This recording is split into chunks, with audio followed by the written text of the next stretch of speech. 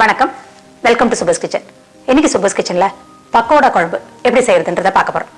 பக்கோடா குழம்பு இது பாத்தீங்கன்னா செட்டிநாடு குசின்ல ரொம்ப ஒரு பாப்புலரான ரெசிபி. நல்லா கரகரன்னு பக்கோடா, அது நம்ம கடலைப்பருப்பை ஊற வச்சு வெங்காயம் மசாலா எல்லாம் சேர்த்து கரகரன்னு நம்ம பக்கோடா செஞ்சு அதை குழம்புல சேர்த்து செய்யற குழம்பு. இது நல்ல சுட சுட சாதம், அதுல இந்த பக்கோடா குழம்பு சேர்த்து நெய்யோ இல்ல நல்ல நெய்யோ விட்டு சாப்பிடும் போது பயங்கர டேஸ்டியா இருக்குங்க. வாங்க இந்த பக்கோடா குழம்பு எப்படி செய்யலான்றதை பார்க்கலாம்.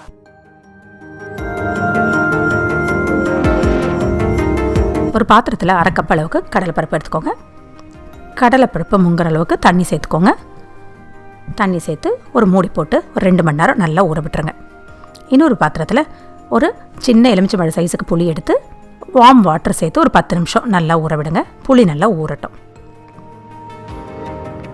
இப்போ 2 மணி நேரம் ஆயிடுச்சு. பாருங்கள், பருப்பு எவ்வளோ நல்லா உங்களுக்கு ஊறி இருக்கு.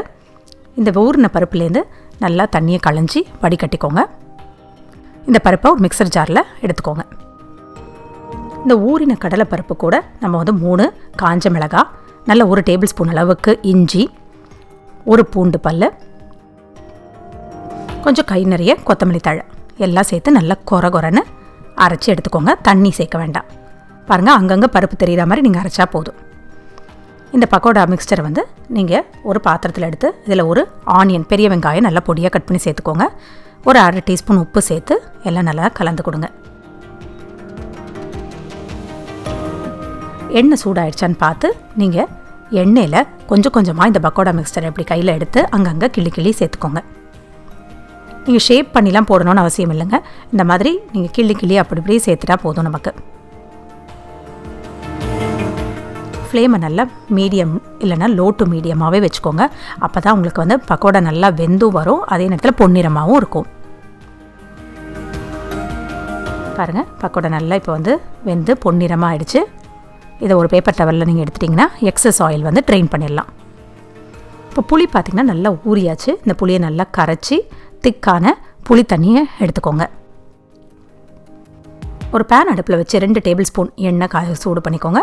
எண்ணெய் காஞ்சதும் 1 டீஸ்பூன் கடுகு சேர்த்து கடுகு வெடிக்க விடுங்க. 1 டீஸ்பூன் பெருஞ்சீரகம், ஒரு பச்சை மிளகாய், ஒரு பெரிய வெங்காயம் நல்லா பொடியாக கட் பண்ணி சேர்த்துக்கோங்க. சேர்த்து வதக்கி கொடுங்க. இது கூடவே கை நிறைய கருவேப்பிலை அதையும் சேர்த்துக்கோங்க. வெங்காயம் நல்லா வதங்கினது இல்லை ஒரு பெரிய தக்காளி அதையும் கட் பண்ணி சேர்த்துக்கோங்க. தக்காளி வதங்கும் போதே நீங்கள் கொஞ்சம் மஞ்சள் தூள் சேர்த்துக்கோங்க. ஒரு அரை டீஸ்பூன் அளவுக்கு மஞ்சள் தூள் சேர்த்து தக்காளி நல்லா வதங்கட்டும். தக்காளி நல்லா வதங்கினதும் இதில் நீங்கள் புளி தண்ணியை சேர்த்துக்கோங்க. கரைச்சி வச்சுருக்கோம் இல்லையா, அந்த புளி தண்ணியை நல்லா சேர்த்துக்கோங்க. சேர்த்து தேவைப்படுற அளவுக்கு உப்பு சேர்த்து 2 டீஸ்பூன் அளவுக்கு கொத்தமல்லி பொடி, 2 டீஸ்பூன் காரப்பொடி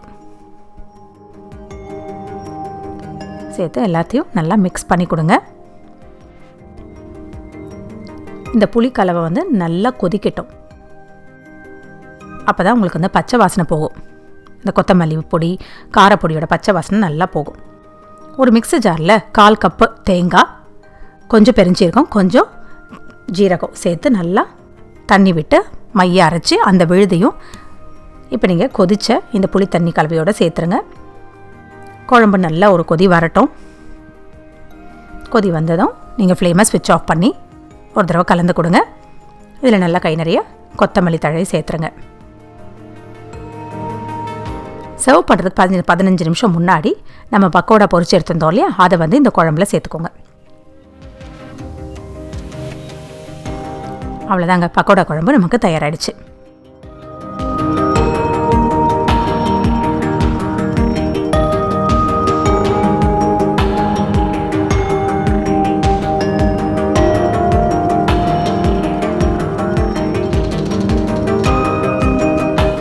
பக்கோடா குழம்பு இப்போ நமக்கு தயாராகிடுச்சு. இந்த குழம்பு செய்யறதுக்கு ஒரு சில டிப்ஸ் உங்களோட ஷேர் பண்ணிக்கிறேன். ஃபர்ஸ்ட் டிப், இதில் பார்த்தீங்கன்னா கடலை பருப்பு அது நல்ல ஒரு 2 மணி நேரமாவது ஊற வச்சுக்கோங்க. நல்ல ஊறின பருப்பை நல்லா கரகரன்னு எல்லா பொருட்களையும் சேர்த்து கரகரன்னு அரைச்சி எடுத்துக்கோங்க. அப்போதான் பக்கோடா நல்லா கிறிஸ்பியாக வரும் நமக்கு.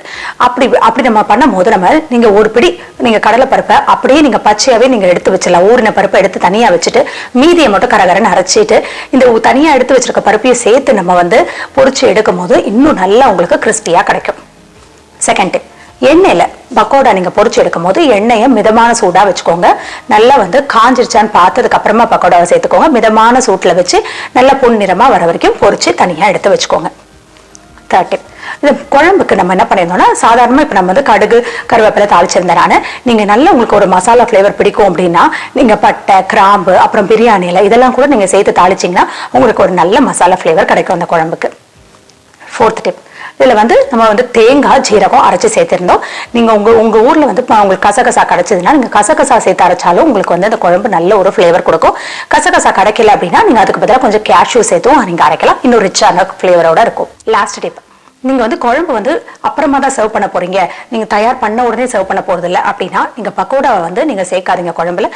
நீங்க வந்து குழம்பு எப்ப சர்வ் பண்றீங்களோ அதுல இருந்து ஒரு 15 நிமிஷம் முன்னாடி நீங்க பக்கோடாவை சேருங்க. அப்பதான் உங்களுக்கு கிறிஸ்பியாவும் இருக்கும், அந்த குழம்பு கொஞ்சம் ஊறியும் நல்லா வரும் உங்களுக்கு.